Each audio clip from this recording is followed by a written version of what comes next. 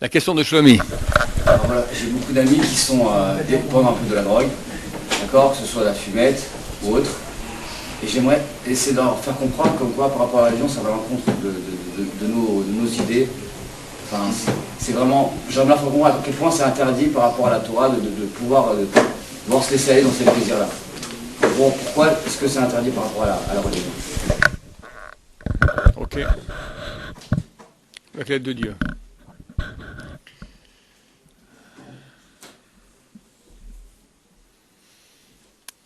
L'argument numéro un des gens qui sont juifs proches de la Torah, ou même religieux, il y en a même des fois, qui consomment, c'est que c'est pas marqué dans la Torah que c'est interdit.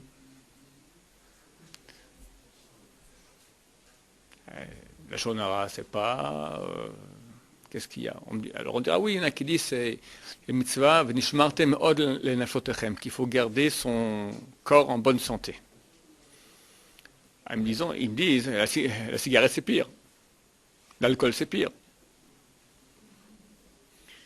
La réponse est la suivante. Il y a certains interdits de la Torah qui sont interdits par la Torah, mais qui sont tellement basiques, parce que c'est tellement dans l'essence même de la Torah, qu'il n'y a même pas besoin de le dire. Par exemple, quelqu'un saute votre aspect, il prend ses excréments, les met dans un sac en plastique qu'il noue, et les met ici dans Aron HaKodesh. Sur le Sefer Torah. Tano interdit. Il n'y a nulle part c'est marqué c'est interdit. Nulle part. C'est marqué qu'un excrément n'a pas le droit même de penser des paroles de Torah à côté. Mais là, il est entouré.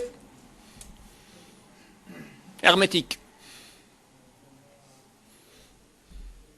Pas sûr. Peut-être que quelqu'un me dit, ah non, ça c'est pas sûr. De côté, là, dans la ronde collège, à côté. C'est marqué où que c'est interdit? Nulle part. C'est quoi la Torah? Quel est le but de toute la Torah? J'en ai parlé souvent dans mes cours. Le but, c'est de brancher avec Dieu. Car Dieu étant le bien parfait, veut octroyer le bien parfait. Pas parce qu'il a besoin de rien, mais il veut. Et le bien parfait, c'est le branchement avec lui. Maintenant, c'est quoi le branchement avec lui? D'abord, c'est être comme lui. Lui, première chose, il est. Être. Être. Après, être dans la vérité. Hachem, Elohim, Emet. Dieu, le Tout-Puissant, il est Emet. C'est un verset dans Rémia où on le dit aussi dans la prière. C'est-à-dire, comment je peux me rapprocher de Dieu? Le seul phare, la seule direction qu'il y a, c'est ma sensibilité à la vérité, parce qu'il est vrai. Et tout ce qui est hors de lui est faux. Dieu me donne maintenant la vie. Pourquoi? Pour pouvoir choisir entre ce qui est vrai et ce qui est faux. Le faux, il paye momentané, plaisir, après plus rien, et d'habitude conséquences très très amères. La vérité, elle est dure, parce qu'elle demande de ne pas choisir le mal, de ne pas choisir le faux, donc il y a un effort déjà à faire, parce que je suis tenté par le mal, mais elle paye parce que je crée, chaque fois que je fais un choix positif, je crée une réalité de vérité. Une réalité divine. Je crée en moi une réalité de Dieu. Je deviens Dieu. La vérité, c'est ce qui reste. C'est quoi la vérité? Chose vraie, c'est une chose qui est réelle. Je dis à quelqu'un c'est un micro, il me dit oui. Pourquoi c'est un micro? Pourquoi c'est vrai? Parce qu'en réalité, il y a un micro. Je dis ici, c'est du Coca-Cola. Il dit non, c'est faux. Faux signifie non réel. Vrai égale réel. Maintenant, qu'est-ce qui est réel? Vraiment. C'est-à-dire, une réalité qui va rester pour toujours. Chaque chose a une réalité. Un micro, bon, combien de temps il tient? 10 ans.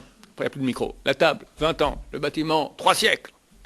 La planète Terre, Hazal dit 6000 ans. Mais les scientifiques, s'il n'y avait pas Hazal, ils diraient des millions d'années. Ok, à la fin, tout disparaît. Qui reste? Dieu. Donc tout va disparaître. Donc tout n'est pas vrai, vraiment. C'est vrai de dire qu'il y a un micro, mais c'est une vérité, disons, relative à nous dans le petit monde, c'est vrai. Mais relativement à la vraie réalité de Dieu, ça n'existe pas.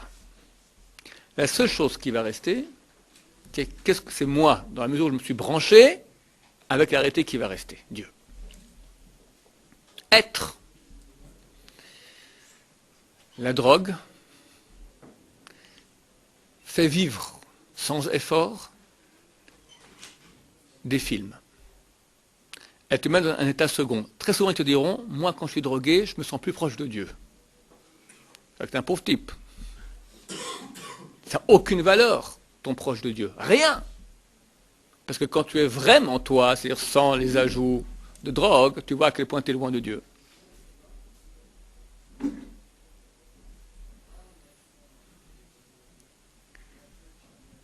D'habitude, la drogue, c'est une incapacité. Ceux qui ont besoin de drogue sont des gens qui ont une incapacité de pouvoir se mesurer avec la réalité. Ils ne veulent pas faire l'effort en tout cas. C'est agréable. C'est agréable. Quelques taffes, une seringue, sniff un peu, et hop, t'es quelqu'un. T'es bien. Tu vois tout précisément. Mais t'es pas dans la réalité. C'est-à-dire mort.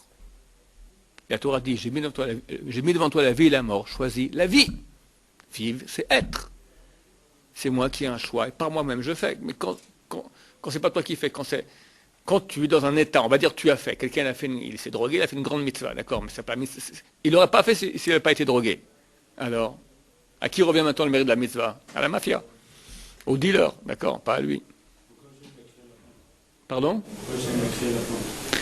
Pourquoi Dieu a créé cette plante-là? Pourquoi Dieu a créé le mal? J'ai mis devant toi la vie et la mort. Choisis la vie. C'est quoi? Pourquoi Dieu met devant moi le choix? Le seul moyen d'être, c'est une chose que j'ai expliqué des dizaines de fois, je vais le re-expliquer ici. Être, c'est quand tu as un choix. Quand tu n'as pas de choix, tu n'es pas. Je prends un robot, je le programme. Il devient extrêmement actif. Extrêmement actif. Il fait du surf sur la barre corallienne de Recife en Australie, il fait du ski en neige vierge sur l'Everest, il s'éclate. Mais tout ce qu'il fait, c'est moi qui ai programmé. Est-ce que le robot est? Il n'y a rien. Alors, pour être, qu'est-ce qu'il faut faire? Il faut me laisser le choix et que moi seul choisisse. Et le seul être au monde qui choisit, c'est l'être humain. Alors, pour qu'il y ait un choix, qu'est-ce qu'il faut faire? Il faut me mettre une option mensonge qui soit alléchante. Parce que si le mensonge et la vérité sont à un même niveau exactement, personne ne choisira le mensonge. Qu'est-ce qu'il faut pour le mensonge? Kiffe un peu, et après tu crèves. Tu souffres. Pour tout, il y a une facture. Dieu te dit, viens, branche-toi avec moi, il n'y a rien, il ne peut pas avoir de mieux que moi, je suis à l'origine du bien. Est-ce qu'il y a un choix ici? Il n'y a pas de choix. Alors qu'est-ce qu'il faut faire? Il faut que Dieu mette très très peu de vérité dans le monde, pour beaucoup de mensonges. Tu as un martèlement, un bourrage de crâne. Tac, tac, viens. Et en plus, la vérité, elle ne paye pas tout de suite. Elle dit, t'investis, c'est comme un paysan. Il a 1 kilo, toute sa fortune, 1 kilo de graines de blé. 10 kilos, on va dire, 100 kilos, d'accord? 100 kilos. Avec 100 kilos, il tient une année pour manger. Il prend les 100 kilos et il les plante. Un type le voit, lui dit, t'es taré. Dans la boue, tu les plantes. Mais dans 3 jours, tes graines, elles ont pourri. Qu'est-ce qu'on lui dit? Attends, c'est vrai. Il a investi, il a planté, il a semé. Attends.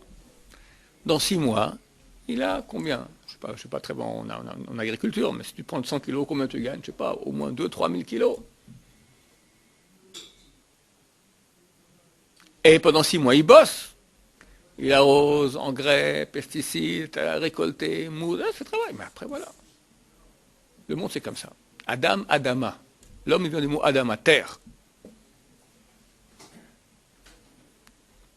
on se travaille, on plante, on élague, on met pesticides, insecticides. À la fin, tu obtiens des fruits. Être. Mais si tu fais rien, tu laisses tes graines comme ça, voilà, tu fais rien.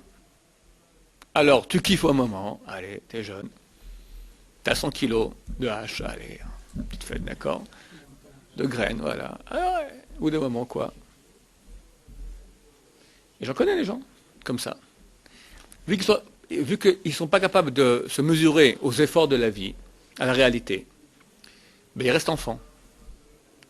Des fois, tu les vois, 2, 3, 4, 5, 6, 7. Puis après, à 7, 8 ans, il arrête. Il a 25 ans, mais dans sa tête, il a 15 ans. Immariable. Immariable. Rien. Une lavette. L'ocumène. La Torah interdit ça plus que tout. Quelqu'un me dirait, qu'est-ce qui est plus grave, manger du porc ou juste une taffe comme ça. Je lui dis 1 kilo de porc. 1 kilo de porc. Une taffe. D'où on tient ça, d'où on tient que fumer une taffe, c'est plus grave que moi. Parce que je t'ai expliqué maintenant, c'est pas écrit noir sur blanc, interdit. Parce que c'est les bases de la Torah, que le but, c'est être. Or, la taffe, c'est le non-être. C'est mourir, tu sais, la morphine. La morphine, c'est une drogue. Les médecins savent que quand ils administrent de la morphine à quelqu'un qui est très très malade, en phase finale, ils accélèrent sa mort. Mort douce. Mort douce. La taffe, c'est une mort douce. C'est une mort douce. Parce que c'est pas que ça... Bon, à part les dégâts que ça fait, je pense pas que ça va tellement raccourcir ta vie. Mais ta vie, tu l'as bousillée. Ce moment de vie, quand tu es stone, d'accord, quand tu n'es pas là, tu n'es pas là. Tu n'es pas là. Tu n'es pas là. Alors qui est là? Pourtant, le compteur de Dieu, ça, on t'a donné ce temps-là pour faire, tu n'as rien fait. Toi, tu n'es pas là. Dieu dit, je donne la vie. Vie, c'est être. Là, quelqu'un qui est... C'est comme s'il est endormi. Il rêve. Quelqu'un, on lui fait maintenant une piqûre, voilà, il doit vivre 80 ans, il fait une piqûre, il se réveille, le jour c'est 80 ans. Il est arrivé pendant 80 ans, il est arrivé, qu'est-ce qu'il n'a pas rêvé? Il a kiffé comme un dingue, il était dans son lit, vautré son... Il ronflait, d'accord? Sous morphine, endormi pendant 80 ans, il a kiffé dans son rêve. Il a 80 ans, il se réveille, il dit voilà, bah maintenant c'est fini, bye bye. Qu'est-ce qu'il a fait dans sa vie? Voilà. Alors il a kiffé dans un rêve. La drogue c'est un rêve. Or Dieu dit, vis. À part que, après, ça entraîne tellement de choses avec. La débauche, le vol, après tu as besoin de ta dose, l'accoutumance, donc tu deviens dealer, ou tu commences à être une ordure qui vole un peu partout, d'accord, puis tu n'as pas assez, tu deviens insupportable, et tout le monde souffre, ça y a rien, il y a la calamité la pire qu'il y a, c'est ça. Et je connais combien de cas, et de près. Et de près. Et je vois que le type, il est heureux, il voit bien qu'il est fichu. Alors, au début, il se donne des non, c'est bien, voilà. Pour le moment, c'est une accoutumance, c'est un défaut, une accoutumance. Ce type, il a besoin, il peut vendre ses parents pour ça, pour sa dose. Sans problème. Oui. L'alcool aussi, bien sûr. Mais l'alcool, c'est moins grand. Hein? L'alcool, c'est moins connu. Ouais. Il y a moins, je pense qu'il y a moins d'accoutumance à l'alcool qu'au shit. Je pense. Hein? Ouais, l'alcoolique aussi. Quelqu'un qui est un habitué de la bouteille, ben, c'est pas mieux. Hein? Même chose. Le vin, un peu, ça va, tu goûtes normalement, ça va, ok. Que tu sois quelqu'un, il est un peu heureux avec ça, ben, on peut permettre. Sous la Torah interdit. Si on voit, en fait, c'est vraiment une dépendance à quelque chose qui nous permet de ne pas être dans le... La dépendance, c'est un point. D'abord la dépendance. Mais ensuite, en soi, la chose, elle t'empêche de vivre. Tu ne vis pas, mais il y a une dépendance. Il y a des dégâts terribles au niveau des neurones, au niveau... Enfin, c'est connu que c'est pas bien. Ce qui concerne bien, une dépendance qui est que psychologique, en fait. Oui. C'est psychologique et également physique. C'est clair que la dépendance alcoolique ou la dépendance à l'herbe, les deux sont à égalité. Maintenant, quelqu'un vient me dire, si on permet de boire un peu de vin, hein, permettons un peu une taffe aussi. Non. Que le vin, c'est autorisé, et même conseillé des fois, voilà, qui douche on fait sur du vin, là on boit du vin, c'est quelque chose de légal, et légal par la Torah, mais dans la mesure normale. Quelqu'un qui se saoule, même une fois la Torah interdit. La seule fois, c'est à Purim, et tous les poskim écrivent, beaucoup de poskim écrivent, oui, ce qu'on veut dire maintenant, c'est, on boit un peu, on va dormir. D'accord? Voilà. Pas se saouler vraiment. T'as qu'à voir. Les gens qui se saoulent, c'est beau, et ils vont. Regarde ici, on a des gens, des fois, qui passent dans la rue, là. Hein. Quelle laideur. Quelle laideur. Quelle laideur. C'est ça l'être humain, c'est ça l'image de Dieu, c'est ça qu'on te demande. Il faut dire dans la Torah, on t'interdit de se saouler. C'est interdit. Ça, c'est marqué noir sur blanc. On n'ose pas le dire, mais ça inclut à 100% la cigarette. Mais la cigarette, mais c'est certain, à 200%. La cigarette est interdite. Regarde, le problème de la cigarette, c'est que les gens, comme ça, les poskim, ils ont dit, le problème de la cigarette, il est comme ça. Il est que on ne veut pas mettre les gens dans des situations trop difficiles. Alors on dit, c'est interdit. Celui qui fume, qu'il essaie d'arrêter. On ne dit pas, c'est interdit pour toi. Chaque cigarette que tu fumes, c'est interdit pour toi, parce que tu es déjà un fumeur. Aux fumeurs, on leur dit, le psaque, il est comme ça, que les non-fumeurs, interdit de commencer. Les fumeurs, qui essayent d'arrêter. Pourquoi on leur dit ça? Hein? On dit pas ça pour la drogue. Dis la même chose. Dis la même chose. Parce qu'il a dit même une tasse. Ouais. Ceux qui n'ont pas fumé, il a interdit de fumer. Cigarette, tabac, ou cigarette, herbe, ou joint, ce que tu veux. Interdit. Le vin, on peut y aller modérément. Oui. Pourquoi on ne peut pas y aller aussi avec la drogue? D'abord, au niveau physique, il semblerait que le vin fait moins de dégâts en quantité normale, d'accord? Tout en quantité anormale, tout est interdit. Chaque fois que tu perds la conscience, même un peu, c'est de l'interdit total.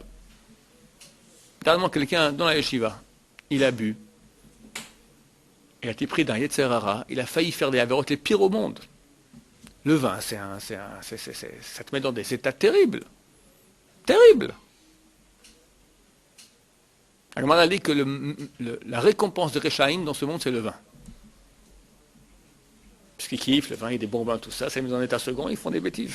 Quelqu'un qui fait une avéra sous l'effet de l'alcool, est-ce que c'est considéré comme si c'était inconscient, involontaire? Une partie oui, une partie non. Il sera jugé pourquoi avoir été sous. Et c'est vrai que normalement, même s'il fait un dégât, par exemple, dommage, il devra le payer. À part à Purim.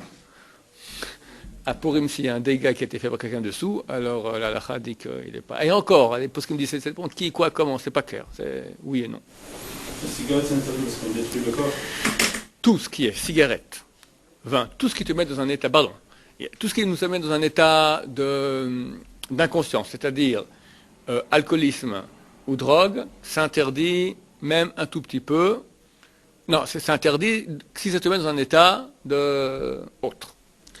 Maintenant, à part ça, il y a des choses qui sont interdites tout simplement au niveau physique. Cigarette, c'est clair que c'est très mauvais. C'est clair que c'est interdit. Simplement, vu que beaucoup de gens sont touchés par ce fléau, la rabbin ne veut pas les rendre plus coupables que ce qu'ils sont déjà. Alors ils disent interdit de commencer. Celui qui fume déjà, on ne lui a pas permis de fumer. On lui dit essaye d'arrêter. Voilà. On essaie d'adoucir le. Mais entre nous, comme tu dis, c'est clair, interdit. Tu te bousilles. Tu sais combien de. On avait ici à la yeshiva un fumeur invétéré. Un fumeur. Il fumait, je crois, 2-3 paquets par jour. Invétéré. Et les médecins, les machins. Il a eu l'infarctus. Le médecin lui a dit vous fumez? Il a dit oui. Ben, c'était aujourd'hui vos dernières cigarettes. Et depuis, terminé. Pas une cigarette. Pas une. Mais il fallait l'infarctus. Alors, c'est pas crétin, ça? Oui. C'est par exemple quelque chose qui est dans un état second, mais on est dans un cas entre guillemets kadosh, par exemple. Je sais pas, imaginons qu'on ne s'expose pas à des risques, on est avec sa femme, par exemple. Oui. Regarde, ok. La question, tu dis quelqu'un maintenant, il prend quelque chose, il se met en état second, mais il n'y a pas de risque. Mais dans l'état second, il n'est pas lui. Il est tout seul maintenant ligoté, il ne va rien faire de mal. Mais il est en train de rêver, il est en train d'être pas lui, donc il ne vit pas. Tu veux pendant 2 heures, les stones, tu veux qu'on 2 heures de ta vie, tu es d'accord? Quand je dors pendant 8 heures aussi, Mais c'est nécessaire de dormir. C'est nécessaire de dormir. Tu as créé qu'il faut que tu dormes. Mais Dieu, le reste du temps, il t'a dit reste réveillé, agis, fais, vis. Là, tu dis non, je veux mourir. 2 heures en moins dans ma vie. Ah, il y a des doses. Il y a des doses. On n'est pas forcément obligé de se mettre chiffon. On peut doser, ça veut dire peut-être pas dans la fumette, mais dans l'alcool. Je suis d'accord. Mais se mettre bien, ça veut dire pas de boire un petit peu, boire un certain nombre, de faire en sorte que je suis pas non plus. On n'est pas non plus. Voilà. Alcool, quand on est, je dis, bien, ça va. Parce que tu es en état de conscience totale. Ça va. Et encore, c'est quand Shabbat, des moments privilégiés. À l'époque, mon grand-parent, il buvait du vin, mais c'était pas forcément sous. Aujourd'hui, apparemment, on sent qu'il y a une certaine sensibilité à l'alcool. On a corrigé le kilo du soir, on ne peut pas boire du vin, on veut prendre quelque chose de vin. Parce que quand on boit un bon réveil d'entrée, des fois, on lance un petit peu légèrement. Je ne sais pas de quoi tu parles. Je ne sais pas ce que tu veux. Non, si quelqu'un il boit un réveil. Moi, personnellement, je bois un réveil de vin, je suis très bien, total. Mais il y en a qui pas. Alors, quelqu'un pour qui il est très sensible au vin, qui prend du jus de raisin, aucun problème. Il n'y a pas de mitzvah d'être mal, d'accord? Aucune, ni d'être sous. Mitzvah de ne pas être mal, mitzvah de ne pas être sous. Ça amène un petit peu là, très légèrement. Très légèrement, ça va. Pour le vin, on peut autoriser. Une taf sur le pétard. Une terre sur un pétard, on n'autorise pas. Ça fait rien en fait. Enfin, c'est comme boire un verre de vin, ça vous met juste un peu. Vous perdez pas. Déjà au niveau physique, je ne sais pas à quel point. Moi je sais que personnellement j'ai arrêté de fumer à l'âge de 12 ans, d'accord? J'ai commencé. je raconte l'histoire parce que c'était un acte de très bonne éducation de la part de ma mère. À l'école, donc on fait des cigarettes, des petites machines comme ça, on faisait des cigarettes. Soi-même, c'était sympa. Bon, petit jeune idiot, d'accord. Et puis bon, je fumais beaucoup, c'était sympa, comme ça. Et À quel âge? 12 ans. À 12 ans aussi. 2-3 semaines, pas longtemps ça a duré. Parce qu'un beau jour, j'étais chez le dentiste, avec ma mère, et j'avais besoin d'un papier, je lui dis, c'est dans mon anorak. Elle met la main dans la poche, et patatras, le paquet de cigarettes. Moi, j'étais sur la truc du dentiste, bon, rouge, vert, jaune, toutes les couleurs. Elle m'a rien dit. Entrant à la maison, elle m'a dit, je t'autorise à fumer. Mais fais attention de faire bien des respirations yoga, comme ça, ma mère était un peu genre yoga à l'époque, d'accord, pour bien remplir les poumons, pour oxygéner. Ben, j'ai arrêté de fumer. D'accord. Fumer à l'âge de 12 ans, on fait comme les grands. Si le grand dit tu peux fumer, c'est terminé. Des fois, autorisé, ça t'enlève tout le... Et ben, de temps en temps, ça m'arrive. À Pourim, comme ça, les élèves me donnent une cigarette. Je prends une cigarette. Une fois, j'avale, hein. Une fois, comme ça, je suis par terre. C'est pas assez profond le partage, je vois toute la terre qui tourne comme ça. Pas une cigarette, une bouffée. Une bouffée. Ça veut dire quoi? Ça veut dire quoi? Et quand je passe ici dans la kitchenette, les gens fument à côté, mes poumons.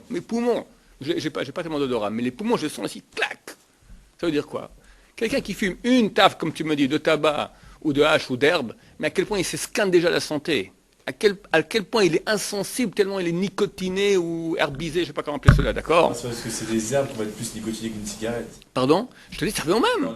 Ça revient au même. Dans l'état mental, ouais, mais dans l'état physique, c'est-à-dire que le poumon il va être atteint pareil qu'avec... Pareil, les deux, c'est mauvais. On est d'accord au niveau physique. Maintenant, vu que le joint, il y a un risque d'accoutumance, et que la vraie raison, c'est qu'on veut être dans un état second, parce qu'on aime bien être cela, il y a une personnalité qui aime cela, tu comprends? Trop dangereux. Trop dangereux. On ne joue pas avec le feu. Il y a des profils de personnes, quand ils boivent, quand ils fument, quand ils font des choses qui mettent dans l'état second, ils contrôlent super bien, ils se contrôlent. Ils vivent complètement. Genre moi j'en connais, on peut leur donner n'importe quoi, je ne savais pas avec moi, avant de faire un revoir de philo, et ben ils fumaient. C'est vrai, et voilà, ils contrôlent super bien, ils ne sont pas dans un état second, ils vivent à son... Ouais, ils sont dopés. Ils sont dopés. Alors je te dis, vu que c'est pas toi, c'est pas lui qui a fait lui, il a aidé à faire l'histoire du philo. Mais ce qui a fait le philo, c'est le dealer, d'accord? C'est le cannabis. Voilà, c'est comme un médicament. Non, mais un médicament, c'est met en état normal. Si les médicaments en état anormal, c'est pas toi. Quelqu'un a un mal de tête, il prend un médicament, ok, il est bien, ça va. Je reviens dans ce que je suis normalement. Mais si quelqu'un est en état anormal, c'est pas lui.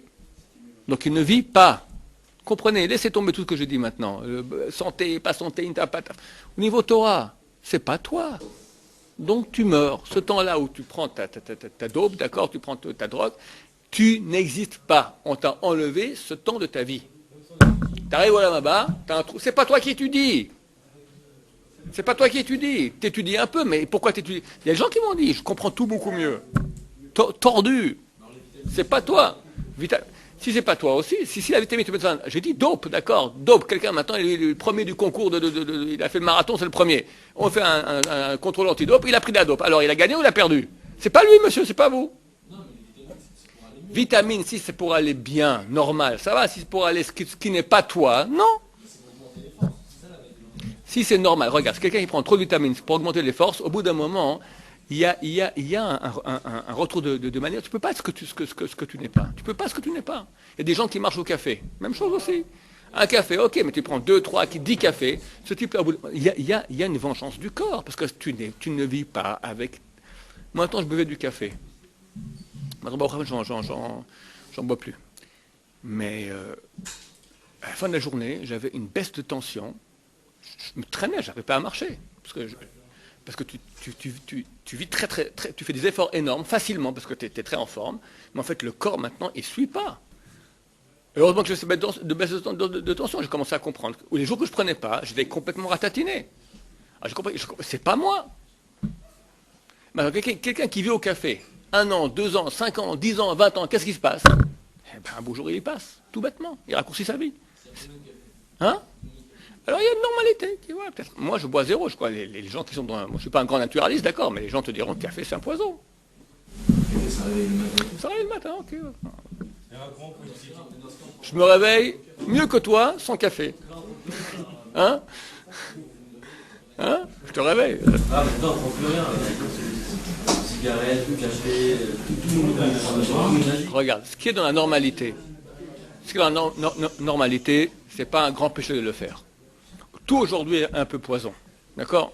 Alors prends un peu de café, prends un peu de sucre, pas beaucoup, prends un peu de thé, pas beaucoup, prends un peu de graisse, pas beaucoup, prends un peu d'alcool, pas beaucoup. La drogue, on ne touche pas. La drogue, quand quelqu'un y rentre là-dedans, ça veut dire déjà il a des besoins. Il a des besoins de vivre autre chose que la réalité.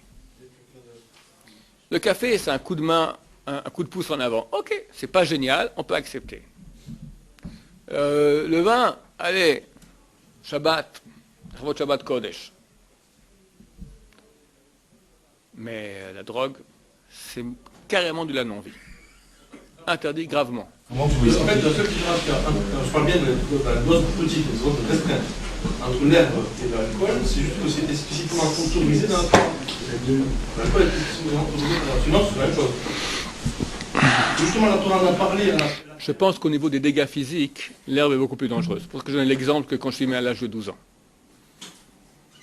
D'accord? Quelqu'un qui boit, alors reste normal. Même quelqu'un à jeun, il boit un peu, d'accord? Ça va. Il reste plus ou moins normal. Une taffe, déjà, regarde comme un type qui est propre, ça le rend fou. De tabac, moi je te parle de tabac. Oui. Et comment on peut essayer qu'il y ait des rabbinim qui se sont servis des fois de l'alcool ou de la cigarette pour se dire carrément ça me rapproche à Kadosh Baruch Hu? Des tarés. Kadouri quand même.